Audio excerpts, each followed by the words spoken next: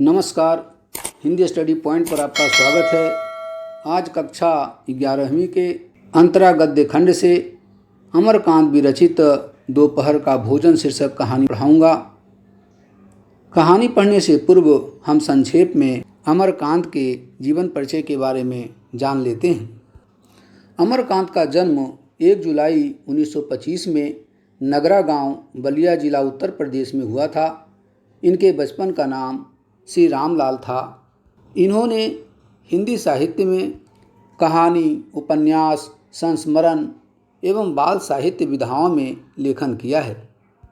इनकी महत्वपूर्ण कृतियाँ इस प्रकार हैं: सूखा पत्ता, आकाश पक्षी, सुखजीवी, बीच की दीवार, ग्राम सेविका, सुन्नर पांडे की पतोहू, कंटीली राह के फूल, उपन्यास बानर सेना, नेऊर भाई, मंगरी, सच्चा दोस्त, बाल उपन्यास, जिंदगी और जोंक, देश के लोग, मौत का नगर, कुहासा, तूफान, कला प्रेमी, दुख और सुख का साथ, औरत का क्रोध, कहानी संग्रह, कुछ यादें, कुछ बातें, दोस्ती, ये संस्मरण हैं। सम्मान: अमरकांत जी को साहित्य अकादमी पुरस्कार, ज्ञानपीठ पुरस्कार और व्यास सम्मान से सम्मानित किया गया। अब इनकी भाषा शैली को देख लेते हैं।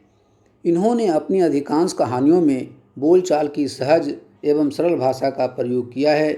प्रसंग एवं पात्रानुसार मुहावरों व शब्दों के प्रयोग से भाषा रोचक और जीवंत बन गई है। अब हम दोपहर का भोजन शीर्षक पाठ का पाठ परिचय देख लेते हैं। दोपहर का भोजन गरीबी से जूझते एक निम्न मध्य वर्गीय शहरी परिवार की कहानी है, जिसके मुखिया की अचानक नौकरी छूट जाने के कारण परिवार के सामने आर्थिक संकट खड़ा हो जाता है। परिवार के सदस्यों को भरपेट भोजन तक नसीब नहीं हो रहा है। पूरे परिवार का संघर्ष भावी उम्मीदों पर टिका है। सिद्धेश्वरी संकट की इस घड़ी में परिवार के सभी सदस्यों को एकजुट एवं चिंतामुक्त रखने का अथक प्रयास करती है। वह अपने परिवार को टूटने से बचाने का हर संभव प्रयास करती है। अब हम अमरकांत जी द्वारा विरचित दोपहर का भोजन शीर्षक पाठ को देख लेते हैं। इस कहानी में सिद्धेश्वरी तथा मुंशी जी के परिवार में उनके अतिरिक्त उनके 3 पुत्र हैं। 21 वर्षीय बड़ा बेटा रामचंद्र, 18 वर्षीय महिला बेटा मोहन तथा 6 वर्षीय छोटा बेटा प्रमोद। रामचंद्र एक स्थानीय दैनिक समाचार पत्र के दफ्तर में प्रूफ रीडिंग का काम सीखता है तथा नौकरी की तलाश में है। मोहन हाई स्कूल के इम्तिहान की तैयारी कर रहा है। दोपहर का भोजन पाठ में सिद्धेश्वरी पाठ की जीवंत पात्र है। वह अत्यंत अभाव में अपने परिवार की गाड़ी को खींच रही है। परिवार की स्थिति अत्यंत दयनीय होने पर भी वह परिवार को जोड़ने का पूरा प्रयास करती है। परिवार को जोड़े रखने के लिए वह झूठ का सहारा भी लेती है। उसका अथक प्रयास रहा है कि वह घर के सभी सदस्यों को सुख पहुंचाए, भले ही स्वयं कष्टों में जीती रहे। वह परिवार के सदस्यों के सामने एक दूसरे की कमी न बताकर उनकी बातों को छिपाती है, ताकि किसी भी सदस्य को मानसिक कष्ट न हो। ये सभी बातें उसके अपार धैर्य को दर्शाती है। सिद्धेश्वरी ने झूठ बोलकर कोई पाप नहीं किया, बल्कि परिवार के सभी सदस्यों को एक दूसरे से जोड़े रखा है। ऐसा झूठ जो किसी भलाई के लिए बोला जाए, उसे बोलने में कोई बुराई नहीं है। घर के सभी सदस्य रामचंद्र, मोहन तथा मुंशी जी बारी बारी भोजन के लिए आते हैं। सभी मन ही मन इस वास्तविकता से परिचित हैं कि घर में पर्याप्त भोजन नहीं है। वे सभी कुछ न कुछ बहाना बनाकर आधे पेट ही भोजन करके उठ जाते हैं। रामचंद्र के भोजन के दौरान सिद्धेश्वरी महले बेटे मोहन की पढ़ाई की झूठी तारीफ करती है।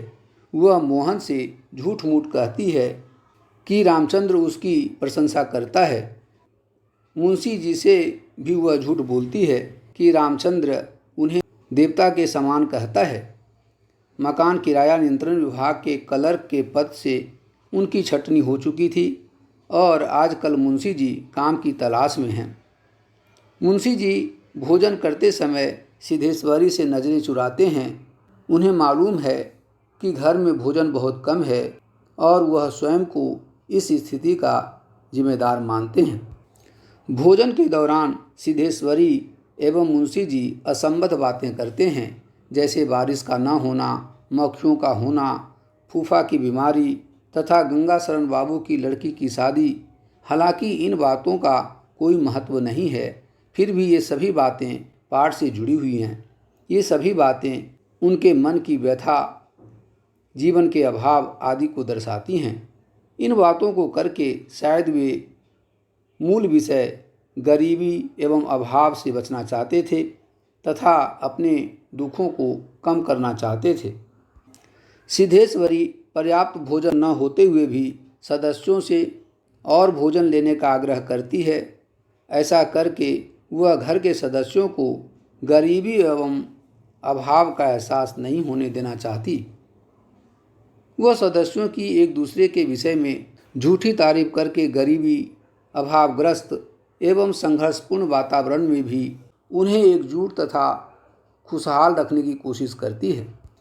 सबको भोजन करवाने के पश्चात सिद्धेश्वरी जब स्वयं भोजन करने बैठती है तो उसके हिस्से थोड़ी सी दाल, जरा सी चने की तरकारी तथा एकमात्र रोटी आती है।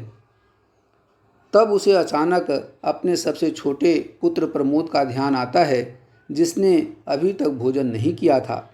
वह आधी रोटी तोड़कर प्रमोद के लिए रख देती है तथा शेष आधी रोटी लेकर भोजन करने बैठ जाती है। पहला ग्रास मुंह में रखते ही उसकी आँखों से टप टप आंसू गिरने लगे, जो उसकी विवशता को बयान करते हैं। यह पाठ यहाँ समाप्त होता है। धन्यवाद।